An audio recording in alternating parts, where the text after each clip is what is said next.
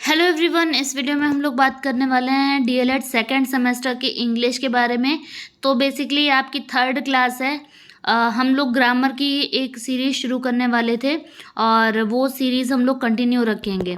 लेकिन अभी पहले हम लोग यहाँ पर ऑब्जेक्टिव टाइप क्वेश्चंस के तरीके से हम लोग अप्रॉक्सीमेटली 60 to 70 क्वेश्चंस यहाँ पे सॉल्व करेंगे।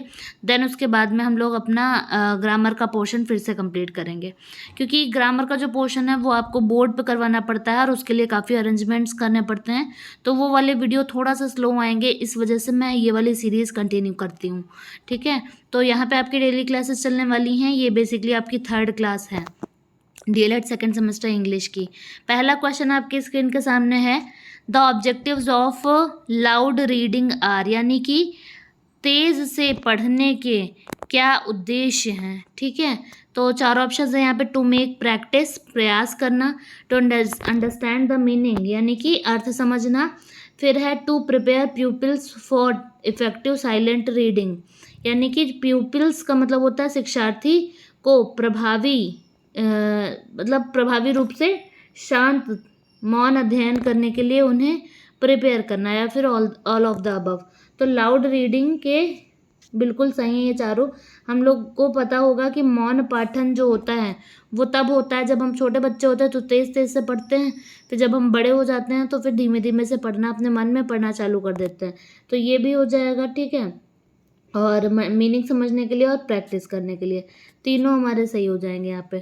क्वेश्चन नंबर हमारा 2 है, मॉडर्न टीचिंग इज जो आधुनिक आधुनिक कह सकते हैं एक तरीके से टीचिंग है, वो क्या है। टीचर सेंटर्ड है, चाइल्ड सेंटर्ड है, सब्जेक्ट सेंटर्ड है, या फिर नन ऑफ दीज। आधुनिक शिक्षा क्या है, चाइल्ड सेंटर्ड, जिसमें बच्चे को सेंटर में रखा जाता है, बाल केंद्रित शिक्षा जिसको हम कहते हैं। तो मॉडर्न टीचिंग शिक्षक केंद्रित और विषय केंद्रित ना होकर बाल केंद्रित है, तो चाइल्ड सेंटर्ड, क्योंकि यहाँ पे हमें बच्चे को पढ़ाना है, इसलिए बच्चों की सारी आवश्यकताओं की पूर्ति करनी होगी। नेक्स्ट क्वेश्चन पे बढ़ते हैं। Good qualities of hand writing is, अच्छी विशेषताएं क्या हैं हैंड राइटिंग की। सिंप्लिसिटी, स्पेसिंग, ब्यूटी, या फिर ऑल ऑफ द अबव। बिल्कुल सही, यहाँ पे भी ऑल ऑफ द अबव हो जाएगा। सिंप्लिसिटी यानी कि ज़्यादा गोल मोल करके अक्षर ना बने हो, साधारण रूप से बने हो। स्पेसिंग मतलब उनके बीच दूरी हो प्रॉपर। और तीसरी बात है सुंदर। तो ये सारे सही हो जाते हैं। नेक्स्ट क्वेश्चन पे बढ़ेंगे। Methods approaches of teaching is, methods and approaches teaching के कौन कौन से हो जाते हैं। ये सारे मेथड्स मैं आपको करवाऊंगी और सभी की मैं आपको अच्छी तरीके से प्रॉपर तरीके से बताऊंगी कि आपको याद नहीं करना पड़ेगा और आप अच्छी तरीके से समझ पाएंगे। इन जितने भी मेथड्स हैं आपके टीचिंग इंग्लिश के, वो सारे। Structural approach, grammar, translation, direct method, या फिर ऑल ऑफ देम। सही जवाब यहाँ पे हो जाता है ऑल ऑफ देम। याद रखिएगा ये सारे क्वेश्चंस आपके UP TET, C TET, super TET और केवीएस लेवल तक काम आते हैं। तो मेक श्योर कि आप इन्हें अभी से अच्छी तरीके से पढ़ें। चैनल को सब्सक्राइब नहीं किया तो चैनल को ज़रूर से सब्सक्राइब करिएगा, जिससे आपको इस तरीके के वीडियो मिलते रहेंगे।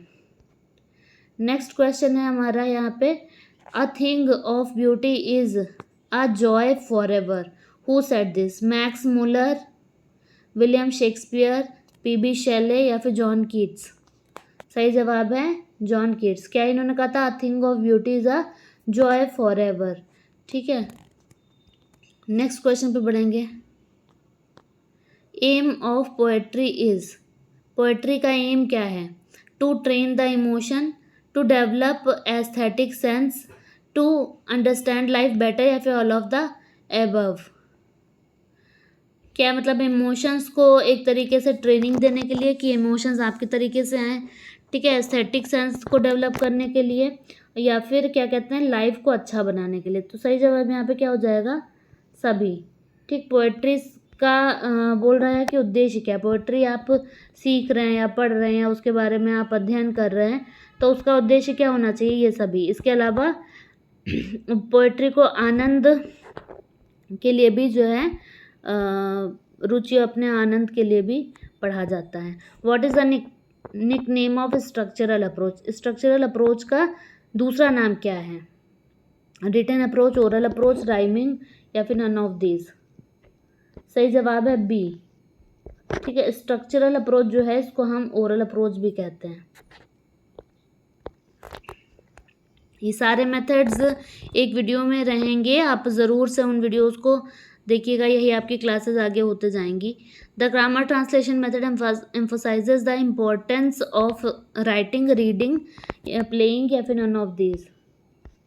बी सही हो जाएगा, रीडिंग। ग्रामर ट्रांसलेशन मेथड जो होता है वो रीडिंग की इम्पोर्टेंस को बताता है।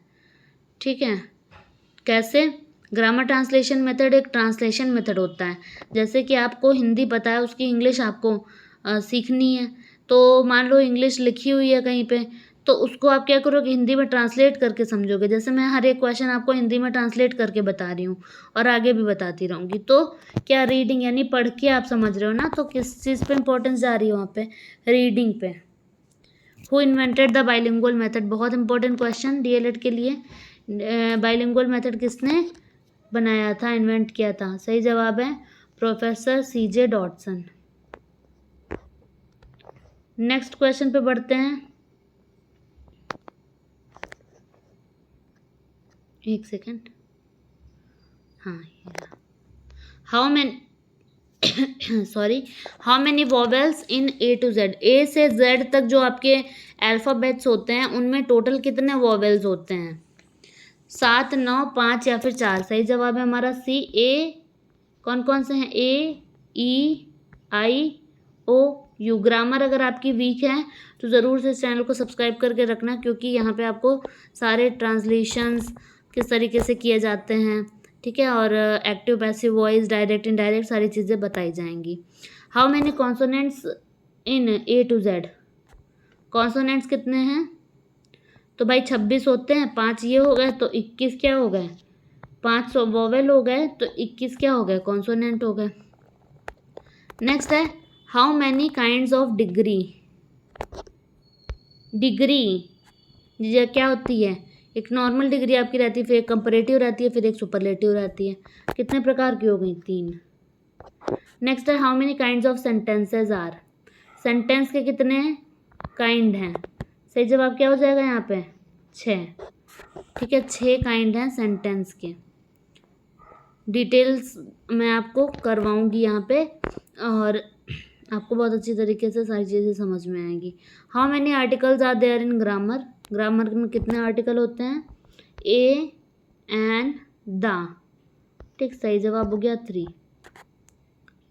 How many kinds of noun are there? Noun के कितने काइंड्स हैं? So there are 5 kinds of noun.